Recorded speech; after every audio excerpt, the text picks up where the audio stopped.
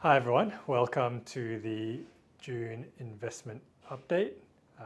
My name is Matthew Leong, Portfolio Manager, and I've got with me today Graeme Bibby, our Chief Investment Officer. So Graeme, what has been happening over the last 6 months in terms of global economies and inflation? Well, across the global economy, so for growth, we've seen a persistent growth. It's come down somewhat in the trend of growth. So we represent those by looking at the purchasing manager indices of corporate intentions, what they're intending to do. And across the globe, on this line in white, is the overall global purchasing manager indicators, which tend to be correlated with GDP. It's been pretty good from the middle of last year and has been on an upswing, but we've seen a lot of volatility in Australia, which is the blue line. This is at 50, about here. Anything below that line is a more contracting economy. Anything above is an expansion. So although we've seen an expansion across the globe on average, in Australia the momentum has come down and started to slow. So when we then look at inflation, it's another interesting picture again. We look at the US versus Australia. The US in particular, we've seen this rise in inflation and this peak that happened well before Australia, about 6 months. So that's the US in white, and then the blue is Australia, and not as high, but then it's come down after the US. What's been interesting is that the US has stabilised at a level for the last 12 months at a level that's above the Fed's target of 2%, so more around the 3% area.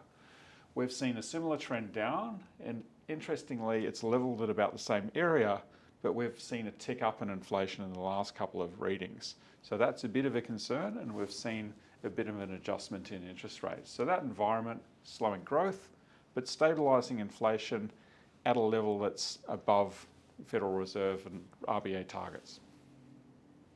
So from the equity side, Matt, what are you seeing across equities for valuations and sentiment?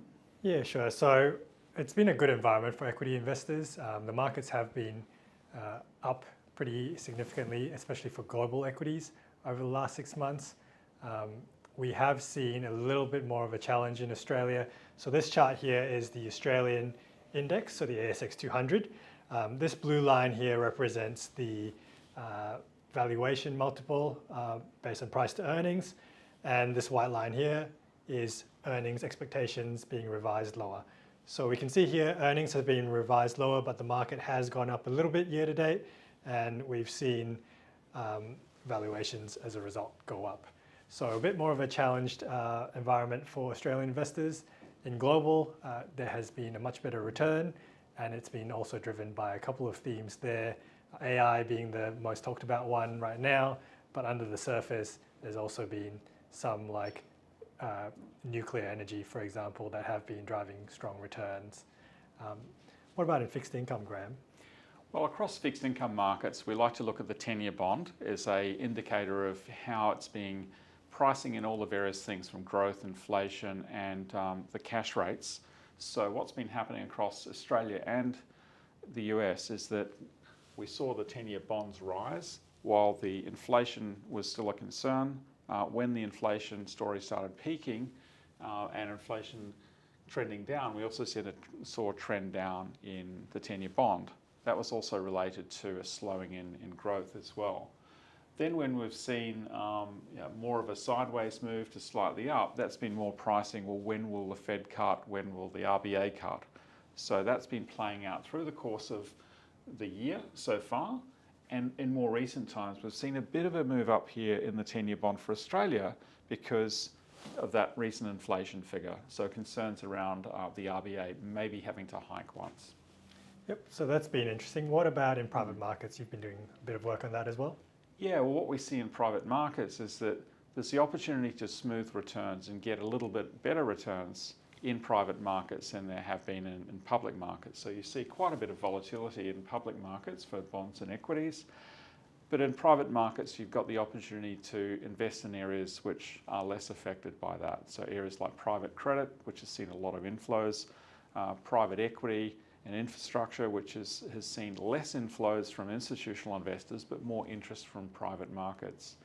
We also see every 10 years there's a mispricing that happens. So as those 10-year bonds come up and activity slows, then there can be better pricing achieved. So we see there's good opportunities in property and private equity at the moment. All right, that's really interesting, Graeme. So just to wrap it all up, looking back at the last 12 months, we did have a tougher 2023, and you can see here on the chart, so the white line is the global equity index, the blue line is the Australian equity index, and the purple and orange lines are the global and domestic bond indices. Over the second half of 2023, it was a bit of a tougher period. We did get a little bit more optimistic towards the end of 2023, and we added to global equities. That was driven by a better economic outlook, but also better valuations with the sell-off going into that.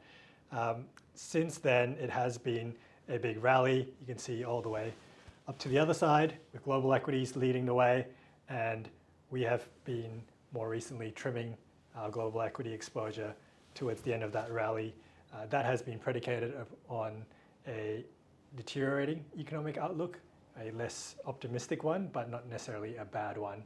So how we're actually positioned right now is overall, we're roughly neutral on equities and on fixed interest, and that's how we're positioned moving forward. And we're waiting for clearer signs for us to reposition that in the future. That's it for us. Thanks for watching, and hopefully we'll see you again next time. Thank you.